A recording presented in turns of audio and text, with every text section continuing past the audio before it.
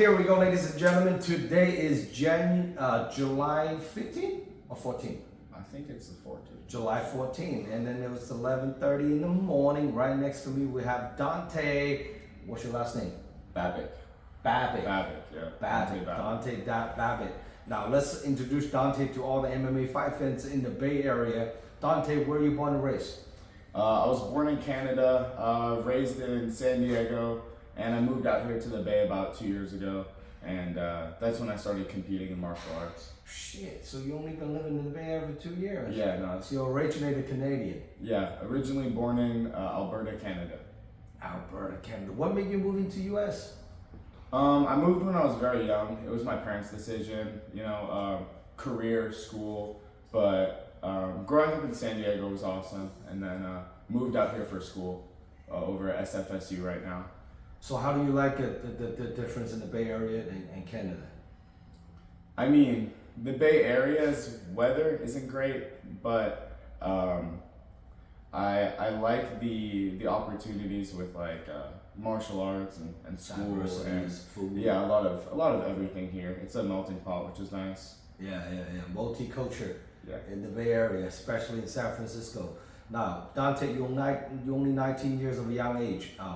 Are you going to school full time? Do you work? You have a job? I'm working full time right now. I'm also school part time right now. Right now I'm planning on graduating school and then hopefully fighting as well as working on a career. But fighting is definitely something that has been taking like a front seat, like a driver's seat recently. What do you do for work?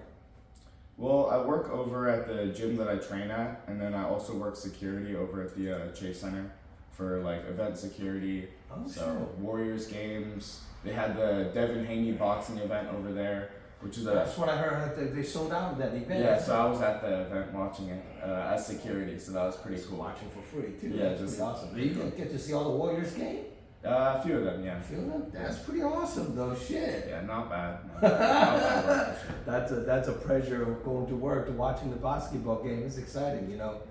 Now, how long have you been training martial arts? I've been training martial arts since I was about 13 years old, 12 years old. So that's about 7 years now. Mainly boxing, striking, Muay Thai, and I used to wrestle in high school as well.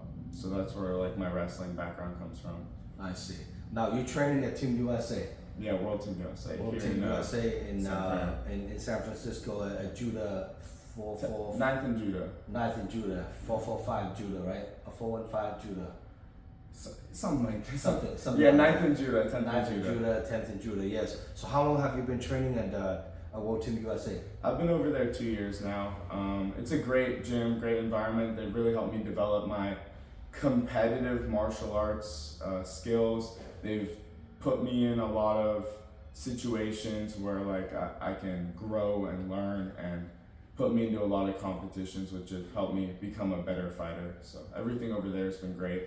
That's pretty awesome. Now, on your upcoming fight, this is probably the biggest fight you have yet, so far at the Cow Palace. It's a huge arena. Yeah.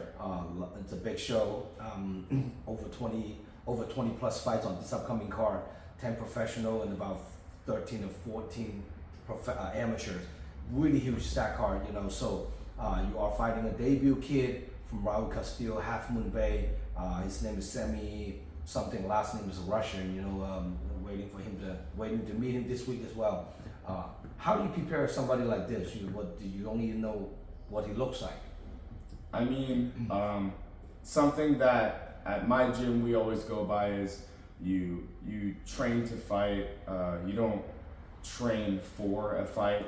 So what that means is you always stay ready, and it really just comes down to adapting your fight style to a different opponent, and that really doesn't take a lot of time. What takes time is doing the hard work, doing the conditioning, doing the training, staying in shape, sparring. So I'm doing all that, and then once I find out more about my opponent, I can adapt my game plan however. But no matter what, I know my best tools, and I just gotta work on them and keep practicing. That's pretty good. Now, Dante, on this upcoming fight, Is there any special loved one training partners that coaches, supporters that you want to shout out to? Yeah, 100%. My coach, Crew Sam, he'll be there. He's going to be in my corner. My training partners over at World Team USA. My family's going to be there, my mom and dad. And They all live in San Francisco? my mom and dad are coming out from San Diego. So, Oh, shoot. yeah. So Wow, that's pretty they're awesome. pretty supportive. They come out to almost all my fights. So I'm really thankful for that. Well, this is a big one. And it's a huge hexagon, and it's going to be awesome to see a young up-and-comer Lions and make it to the top. You know, what do you see yourself in? You want to see more like you want to be more like a stand-up fighter, because obviously training team World Team USA, they're good Muay Thais, there's their good reputation.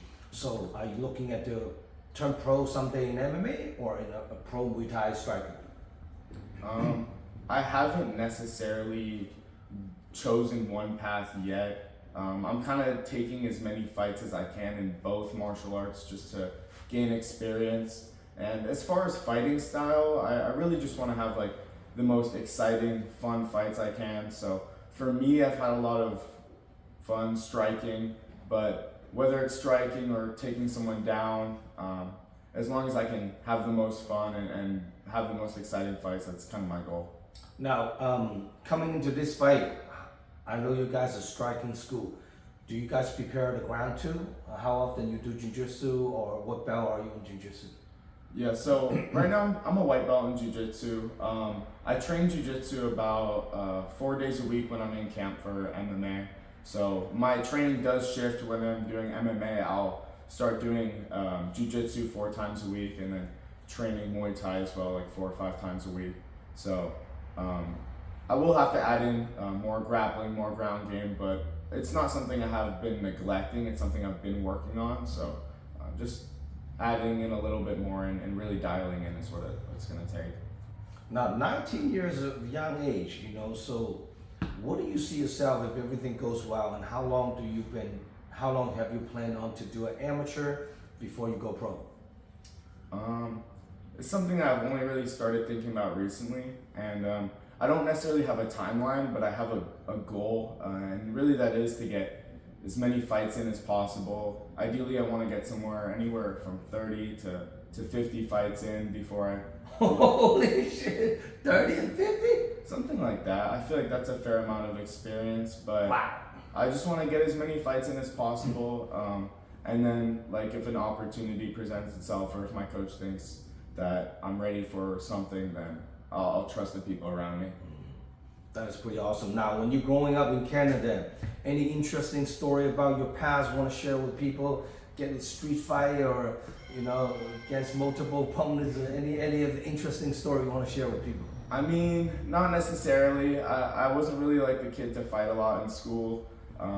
Occasionally, it's like you get into physical altercations, but I really learned martial arts because of my friends around me, who were also into martial arts, wrestling, jiu-jitsu at the time. But it was all like it was all pretty healthy environment growing up, and I never really found like...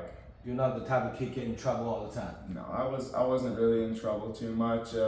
At least not for physical violence or anything like that. No, I see.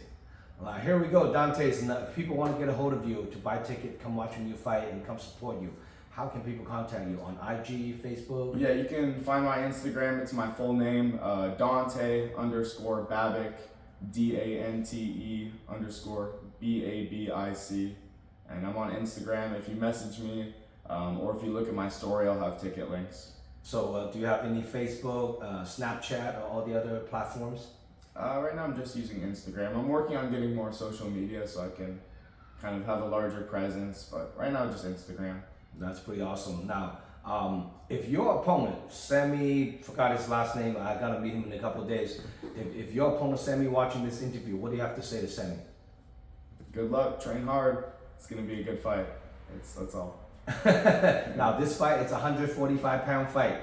What do you walk around weight, Dante? 65, maybe 60. 60, 65? Yeah, something around there. If I eat a good meal, maybe 65. Just depends. So you don't really cut like a crazy amount of weight. Not as much as some people are. Then again, I'm still like young, so I kind of worry about putting too much pressure on my body. But yeah, I try to keep it healthy, and I try to really diet down as much as I can before I resort to sweating weight off. But Now, do you watch a lot of UFC fight? yeah, I like watching UFC. I like watching One Championship. I like watching all kind of martial arts, but for sure I like watching MMA, UFC, and One Championship Muay Thai. And who's your favorite UFC fighter? Favorite UFC fighter?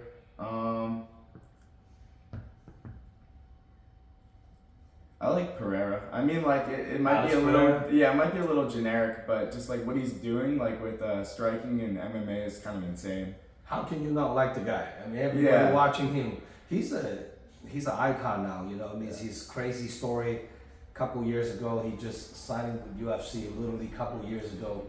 Now he's like fighting every 3 months. It's the highest paid UFC fighter. Yeah, I mean, people can't even like stand near him. Yeah, it's crazy. And what do you think of he's gonna be fighting a heavyweight? And that's people talk about that one. Yeah, no. If he fights a heavyweight, that would be like middleweight, light heavy, and heavyweight. It'll be the first ever. It will be the first ever, and then it will be all belt holder. It's crazy, you know. This is insane, but I kind of everybody's eyes on him now. You know, he's kind of like the face of UFC now. Right now. Yeah, right now it's pretty crazy, you know. So for more information about this upcoming event, August 17th at the historical building, Cow Palace, making sure you guys check out DragonHouseMMA.com. We are about to update our fight cards on the website, and this event is also live stream pay-per-view. If you cannot make it to the event, order your live stream pay-per-view from DragonHouseMMA.com. Now this event is under First Round Fights, formerly known as the URCC Filipino promotion, but now they rebranded called the First Round Fights. Big, huge promotion. It's the biggest regional MMA scene in California. Make sure you guys stay tuned. Get a ticket directly from the fighter, Dante, so they can get a little credit for it. And huge stack card. And our next upcoming event after this one will be November 9th, back to Kezar Pavilion. Making sure you guys stay tuned. All the coaches and fighters want to DM me, get your fighters on the card. Making sure you guys DM me and get a hold of me and subscribe my YouTube channel. And follow us on Instagram as well, Dragon_House_MMA. Any last word you want to say to anybody else? See you at the fight. Come watch and buy my tickets. Dante, here we go. I'm Jong Lo signing out. Good to have you on board, brother. Thank you. Peace.